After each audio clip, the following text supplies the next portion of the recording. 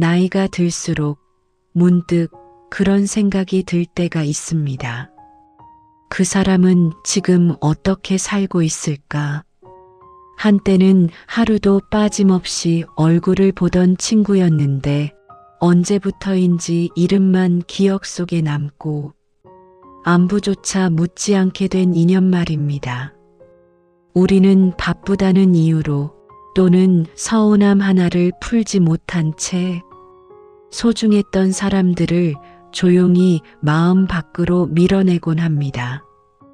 오늘 이야기는 한 권의 오래된 주소록에서 다시 시작된 두 친구의 이야기입니다. 그날 한 줄의 이름이 멈춰있던 마음을 다시 움직이게 했습니다. 서랍을 정리할 생각은 없었습니다. 그저 계절이 바뀌어 두꺼운 옷을 꺼내려다 맨 아래 칸에서 먼지가 잔뜩 쌓인 상자 하나가 눈에 띄었을 뿐이었죠. 이게 아직 있었네. 나는 혼잣말처럼 중얼거리며 상자를 열었습니다. 안에는 낡은 수첩, 오래된 영수증 몇 장, 그리고 빛이 바랜 주소록 한 권이 들어 있었습니다. 요즘은 전화번호도 주소도 휴대전화 하나면 다 해결되지만 그 주소록은 손으로 한자 한자 적어 내려간 내 젊은 날의 기록이었습니다. 페이지를 넘기다 손이 멈췄습니다. 익숙한 글씨체, 그리고 그 아래 적힌 이름 하나. 영수. 순간 가슴이 조용히 내려앉았습니다. 어릴 적 학교가 끝나면 함께 집으로 가던 친구. 비 오는 날 우산 하나를 나눠 쓰던 아이. 웃음도 싸움도 꿈도 함께 나눴던 사람. 하지만 어느 순간부터 우리는 연락하지 않게 되었습니다. 누가 먼저였는지는 기억나지 않았습니다. 작은 오해였는지, 말 한마디였는지, 아니면 그냥 시간이었는지도 모릅니다. 주소 옆에는 전화번호 대신 낡은 동네 이름만 적혀 있었습니다. 이미 사라진 주소일지도 모른다는 생각에 나는 주소록을 덮으려다 다시 천천히 펼쳤습니다. 혹시 아직 그 근처에 살고 있지는 않을까? 그날 밤 나는 주소록을 책상 위에 올려둔 채 쉽게 잠들지 못했습니다. 마음 한켠에서 오래 닫아두었던 문이 조심스럽게 열리고 있었기 때문입니다. 아침이 밝았지만 주소록은 여전히 책상 위에 놓여 있었습니다. 마치 나를 기다리는 것처럼 말입니다. 나는 커피 한 잔을 앞에 두고 그 이름을 다시 한번 바라보았습니다. 영수. 부르지 않은 지 오래된 이름인데도 입안에서 굴리자 낯설지 않았습니다.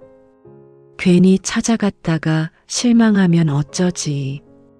혹시 나를 기억하지 못하면, 아니면 만나고 싶지 않아 할지도 몰라.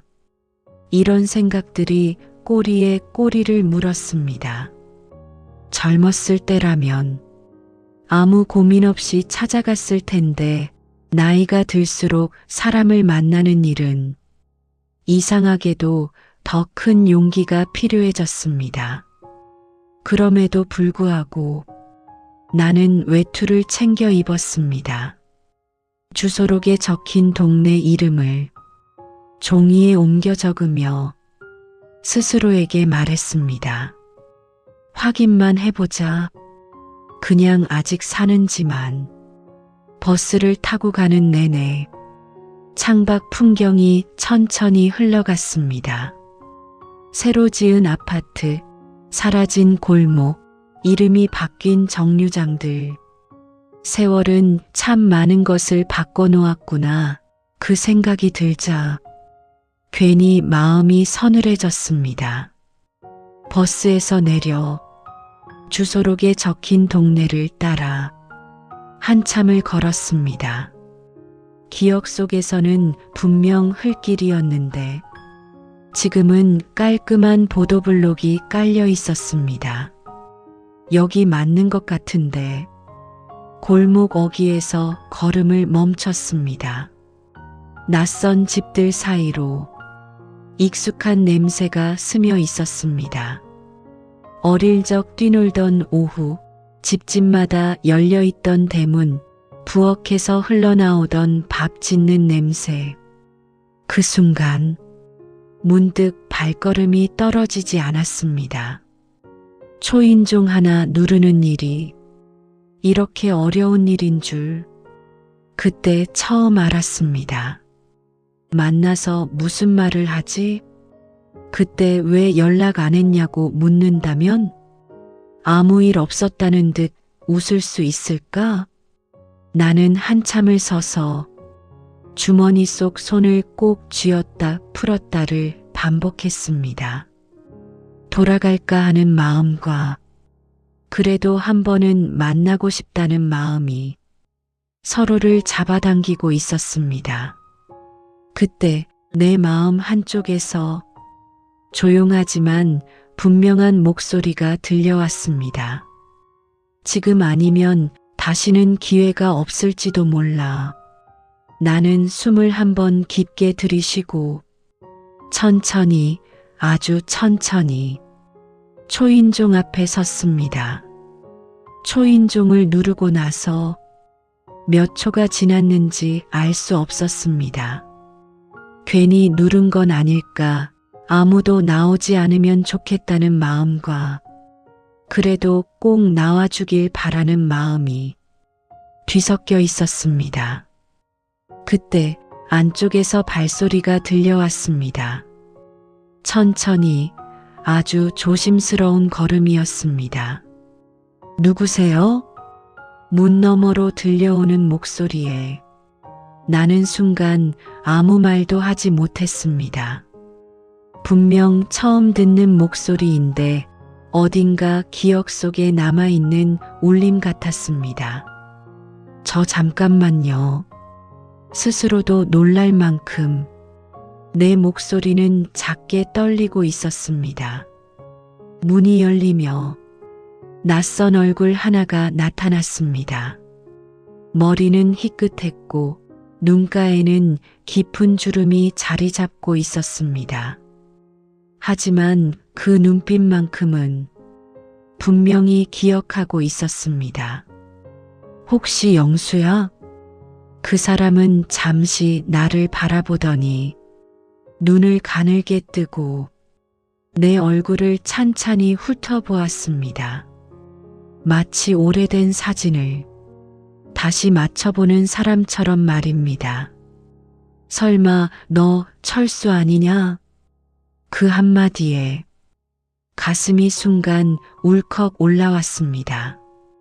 수십 년 동안 아무도 불러주지 않았던 이름을 그가 너무도 자연스럽게 불러주었기 때문입니다. 맞다, 철수 맞네. 영수는 혼잣말처럼 중얼거리더니 잠시 말이 없었습니다. 그러다 문을 더 활짝 열며 말했습니다. 이야, 내가 여기까지 올 줄은 몰랐다. 집 안으로 들어서자 작은 거실이 보였습니다. 깔끔했지만 어딘가 텅 빈 느낌이 드는 공간이었습니다. 벽에는 가족사진 대신 풍경사진 몇 장만 걸려 있었습니다. 우리는 마주 앉았지만 쉽게 말을 잇지 못했습니다. 어릴 적엔 숨도 안 쉬고 떠들던 사이였는데 이제는 차 한 잔 따르는 소리마저 괜히 크게 들렸습니다. 주소록에서 이름을 봤어. 내가 먼저 입을 열었습니다. 혹시나 해서 그냥 와봤다. 영수는 고개를 끄덕이며 한숨처럼 웃었습니다. 나도 몇 번이나 너한테 연락해 볼까 했어. 근데 말이지. 그는 말을 멈추고 컵을 꼭 쥐었습니다. 시간이 너무 지나버리니까 어디서부터 말을 꺼내야 할지 모르겠더라. 그 말에 나는 고개를 끄덕일 수밖에 없었습니다.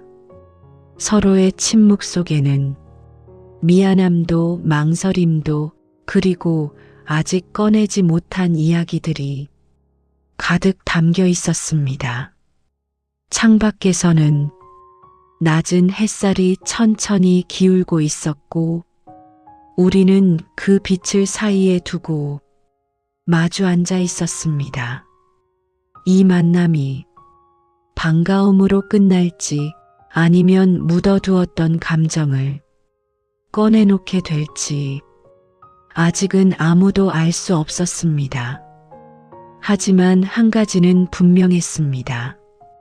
그 오래된 주소록 덕분에 우리는 다시 같은 시간 위에 마주 서 있었다는 것. 차가 식어갈 즈음이 되어서야 영수가 먼저 입을 열었습니다. 괜히 다른 얘기만 하다가는 오늘도 그냥 헤어질 것 같았던 모양입니다. 너 그때 왜 말도 없이 이사 갔는지 나는 아직도 잘 모르겠다. 그 한마디에 나는 잠시 고개를 떨궜습니다. 생각보다 훨씬 오래 그 질문은 영수의 마음속에 남아 있었던 듯 했습니다. 일이 좀 있었어. 나는 짧게 대답했습니다. 하지만 그 말로는 그날의 일을 다 설명할 수 없다는 걸 나도 잘 알고 있었습니다. 그때의 기억은 늘 애써 피해 다녔습니다. 어릴 적 친구 사이에서는 괜히 자존심을 세우다가 서로를 다치게 하던 날이 있었으니까요. 그날 말이야. 영수가 다시 말을 이었습니다. 내가 나한테 화내고 나간 뒤로 나는 내가 나를 무시한다고 생각했어. 그래서 나도 연락 안 했지. 나는 그제야 영수가 어떻게 그 시간을 보냈는지 조금 알 것 같았습니다. 나만 상처받았다고 생각했는데 그 역시 혼자서 같은 시간을 견디고 있었던 겁니다. 사실은 나는 천천히 숨을 고르고 말을 이었습니다. 그날 너한테 화낸 게 아니었어. 집안 사정 때문에 머리가 너무 복잡했거든. 그날 부모님의 갑작스러운 결정으로 이사를 가게 되었다는 사실을 나는 영수에게 말하지 못했습니다. 괜히 걱정시키기 싫었고 나 스스로도 그 상황을 받아들이기 어려웠기 때문입니다. 말 한마디만 했어도 이렇게 오래 엇갈리진 않았을 텐데 내 말에 영수는 고개를 끄덕이며 쓴웃음을 지었습니다. 그러게 말이다. 그땐 왜 그렇게 서로 말을 아꼈는지 모르겠다. 잠시 침묵이 흘렀습니다. 하지만 이전과는 다른 침묵이었습니다. 서로를 피하던 공백이 아니라 같은 기억을 바라보며 숨을 고르는 시간 같았습니다. 나는 조심스럽게 물었습니다. 그동안 잘 지냈어? 영수는 잠시 생각하다가 천천히 대답했습니다. 잘 지낸 날도 있었고 그냥 버틴 날도 많았지. 그 말에 괜히 가슴이 아려왔습니다. 우리가 함께 나눴어야 할 시간들을 각자 따로 견뎌왔다는 생각이 들어서였습니다. 창밖이 점점 어두워지자 영수는 불을 켰습니다. 노란 불빛 아래서 우리는 서로를 바라보았습니다. 그 순간 나는 깨달았습니다. 이 만남은 과거를 따지기 위해서가 아니라 지금부터 다시 시작하기 위해 필요했던 자리라는 것을 말입니다. 불이 켜진 거실에서 우리는 조금 더 편하게 앉아 있었습니다. 처음의 어색함은 어느새 옅어지고 말 사이사이에 짧은 웃음도 섞이기 시작했습니다. 너는 어떻게 지냈냐? 영수가 물었습니다. 그 물음에는 형식적인 안부가 아니라 정말 궁금해하는 마음이 담겨 있었습니다.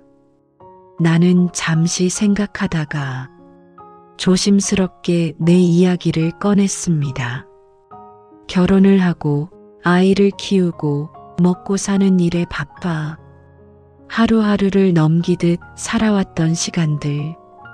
정신 차려보니 이렇게 나이가 들어있더라. 내 말에 영수는 고개를 끄덕이며 웃었습니다. 다들 그렇지 뭐. 그러고는 자신의 이야기를 들려주었습니다. 젊을 때는 장사를 하며 앞만 보고 달렸고 그러다 어느 날 혼자가 되었다는 사실을 문득 깨달았다고 했습니다.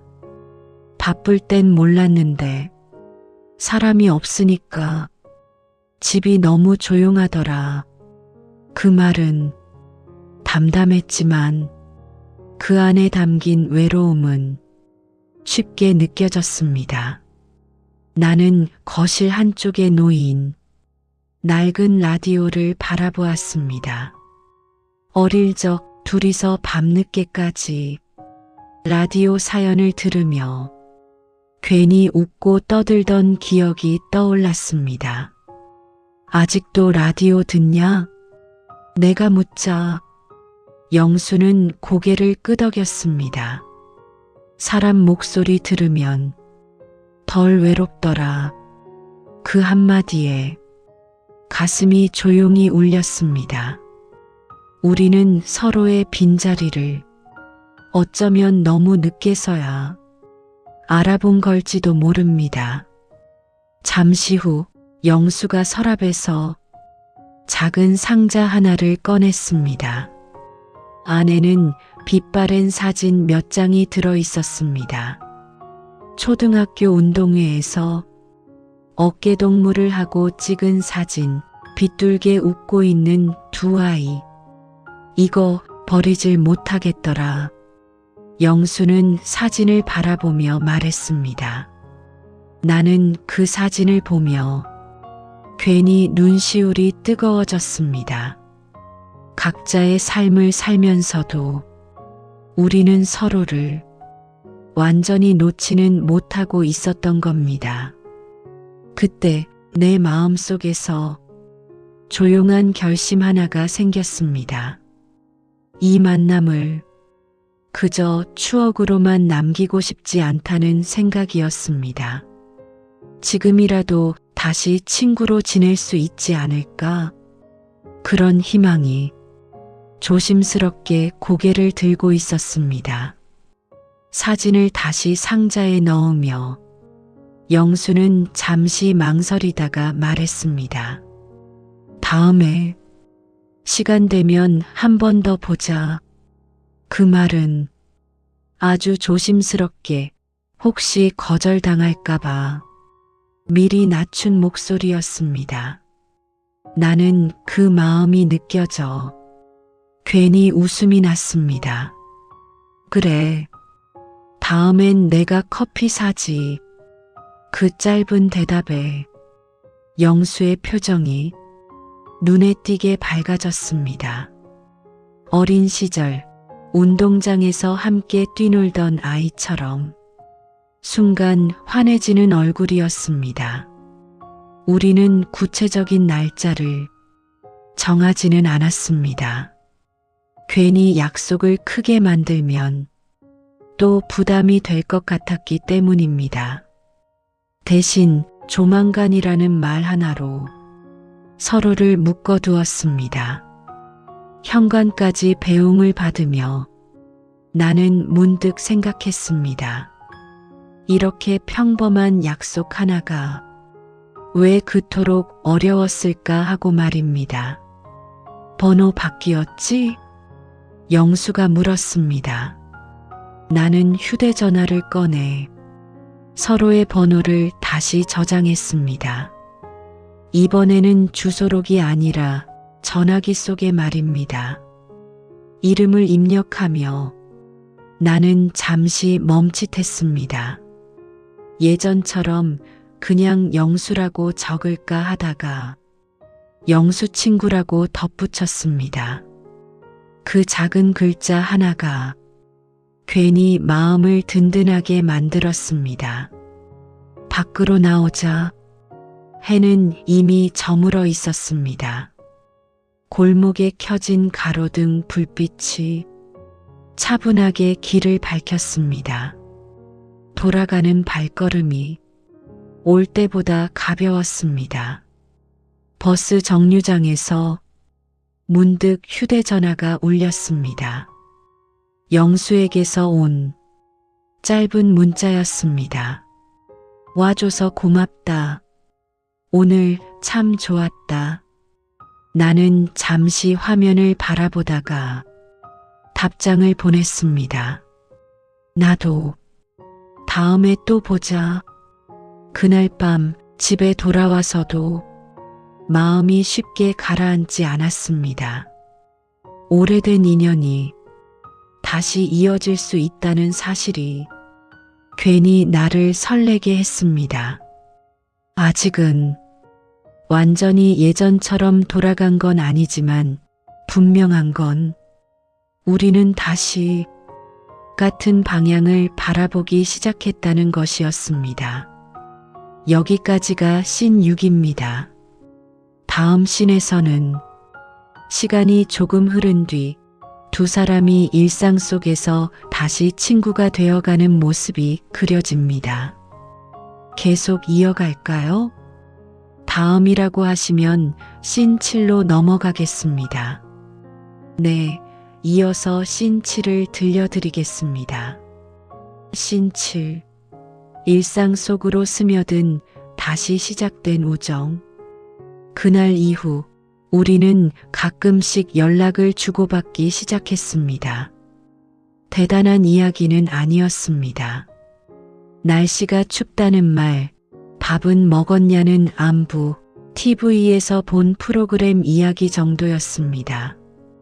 하지만 그 짧은 문자 한 통이 하루를 조금 덜 외롭게 만들어 주었습니다.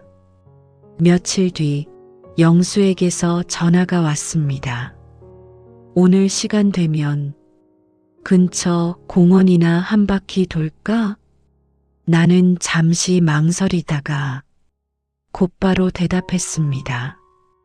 그래, 좋지. 공원 벤치에 나란히 앉아 우리는 천천히 걷고 천천히 말했습니다. 예전처럼 앞서갈 필요도 서로를 재촉할 이유도 없었습니다. 예전엔 말이 참 많았는데 내 말에 영수는 웃으며 대답했습니다. 지금은 듣는 게 더 편하네.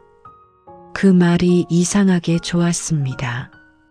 나이가 들었다는 건 무언가를 잃는 게 아니라 이렇게 함께 조용해질 수 있는 사람을 다시 만나는 일일지도 모른다는 생각이 들었기 때문입니다.